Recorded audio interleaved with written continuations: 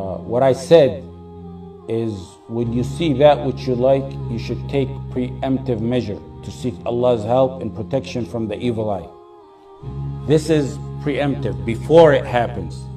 Now, if you want to seek Allah's aid in protecting from evil eye, and note, this is a precautionary, one of the precautionary measures before anything happens. In addition to dhikr and qira'ah, one of the things is, if one presumes they themselves have an evil eye, or others, the Prophet ﷺ gave us some guidance on that. This is to prevent an evil eye. When you see, for example, a beautiful kid, when you see a smart kid, when you see a nice house, when you see a nice car, when there's a significant achievement, you don't want an evil eye to affect no one. So what should be on the tongue of Muslims is what the Prophet ﷺ told us. And it's not mashallah. It's not mashallah. I repeat what I repeated before. It's not mashallah. And it's not la ilaha illallah. And it's not Allahumma salli ala Muhammad. And it's not mashallah la quwwata illa billah. And it's not tabarakallah. It's none of those. Those are praise words. They're beautiful. They're maybe dhikr. They're good. They're nice. They're to be used. But everything gotta be used in its proper time, in its proper place. You can use these as dhikr on your own time. The question is, what is used to be sought, seek refuge in Allah from an evil eye? What's the term? You most definitely, for example, don't knock on wood. You want the proper guidance, the proper medication to seek saving from, to seek refuge in Allah from an evil eye, or so you yourself will not hurt others. You say, Allahumma barik lahu. Allahumma barik lahu. If he's male, may Allah bless him. Allahumma barik lahu. Allahumma barik lahu. If she's a woman, Allahumma barik laha. May Allah bless her. If it's a car someone has, barakallahu laka fiha. May Allah bless it for you. Making dua and blessing for that matter or that person. The Prophet ﷺ said the effect of an evil eye is fact. Bukhari, Muslim, inna al-ayna haqq. Look at this hadith. Abu Umama narrated that Sahel ibn Hunayf, on the authority of his father, they went and with the Prophet Muhammad ﷺ on a journey, and they reached to a valley. Sahel washed himself, and he actually was handsome, and he had soft skin and a good figure. A man passed by. His name is Amr ibn Rabi'ah. He looked at him as he was bathing, and he said, wow, what a nice delicate figure.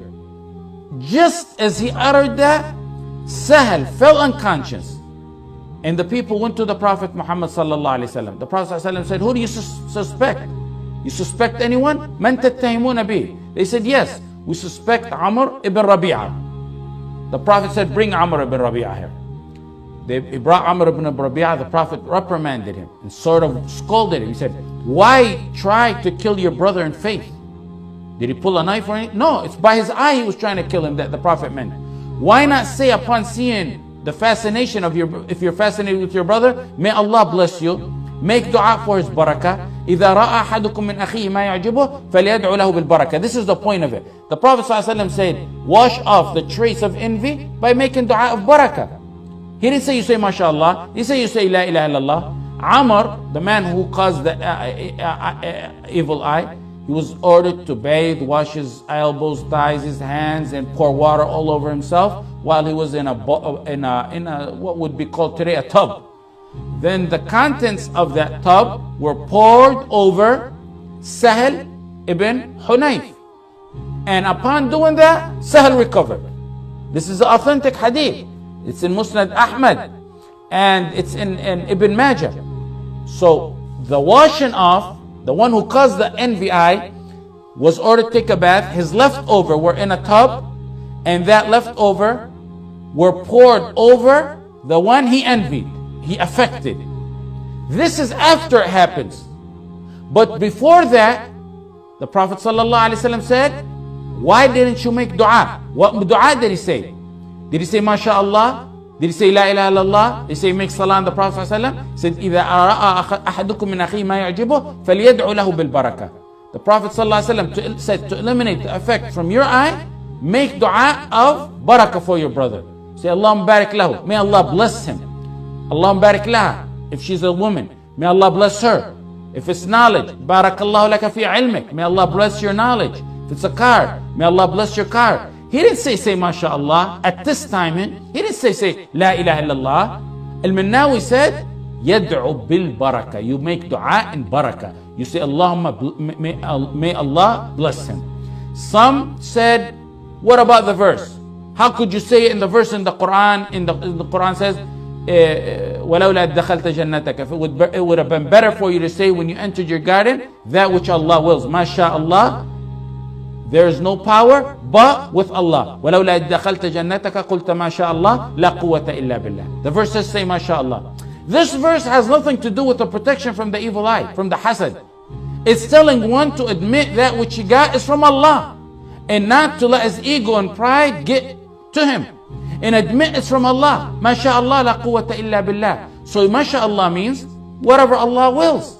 And you say it, and it's good to say it when you see good things, and when you see the creations, and when you see things you like, you say MashaAllah.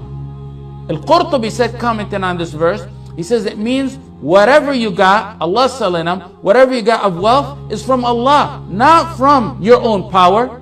So you can't use that dua, MashaAllah, which is nice, which is beautiful. You can't use it though for protection from an evil eye. You would be given knowledge that the Prophet ﷺ never gave. You'd be given medicine to something that is for a totally different disease or sickness. In a nutshell, if you see something you like, you make dua of barakah in it. Allahumma barik lahu, Allahumma barik laha. If someone sees a child and they have, for example, you have a child and they said, wow, he's so beautiful. Wow, he's speaking at that young age. Don't be ashamed to tell him, and the other person shouldn't take offense at it. Tell him, say Allahumma barik lahu. Make dua of barakah for the child. If you are memorizing and gaining knowledge, or you have something good going for you, or a job, or a car, or a relative sees it and it may be an evil eye, then tell them, make dua and barakah. Allahumma, revive a sunnah that's dead. The Prophet ﷺ advised newlyweds. When you see newlyweds, when you go visit them, in Tirmidhi, Nisa'i, Ibn Majah, the Prophet ﷺ said to say to them, Barakallahu lakuma wa alaykuma wa jama'a baynakum ala khair. May Allah bless for you. May Allah, Barakallahu lakuma, may Allah bless you both. Wa alaykuma, and bless and be upon you. Wa jama'a, and unite you together in goodness. This is precautionary for even eye.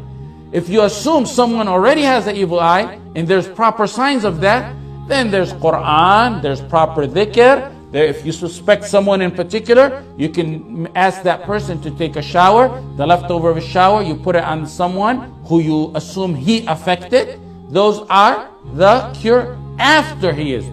Just like flu. When you don't have flu, you go get a shot for vaccination. But you don't get the shot for vaccination after you're infected with flu. So before one is affected with the evil eye, to eliminate it, one of the ways is, which I mentioned, which you're talking about, your question, is you say Allahumma barik lahu. Allahumma barik. It's not MashaAllah. It's not MashaAllah, I say it. Even though I know you're saying to me, scholars are saying it's wrong. MashaAllah is not to be said to eliminate evil eye. MashaAllah was never in a hadith to say that. It was no authentic hadith to say that it is a prevention from evil eye. MashaAllah, say, you see the sky is beautiful. You enter your own house, you're not afraid of an evil eye, say MashaAllah. However, if you're afraid of an evil eye and you want to prevent it, فَلْيَدْعُ لَهُ بِالْبَرَكَةِ. Let him ask Allah for barakah in that person or in any matter that he has which you think are good. That's how it is. Also, you can recite Quran as prevention. That is what I mentioned. Now, after it falls, if someone is affected, then you got Quran, then you got dhikr, then you got washing of the person, if you know someone in particular, you can ask him to take a shower. He shouldn't take offense to it. And once he takes a shower, his leftover the water, the person who's affected takes a shower in that. Inshallah, just like the hadith we mentioned of Sahel, that it will be eliminated. The point of it, what I mentioned, is when you see what you like, it's Allahumma barik. It's not MashaAllah. It's not La ilaha illallah. It's not Allahumma salli ala Muhammad. It's not Tabarakallah. These are good phrases, beautiful phrases. But for the protection of evil eye, you ask Allah for barakah in that matter or in that person. You got it?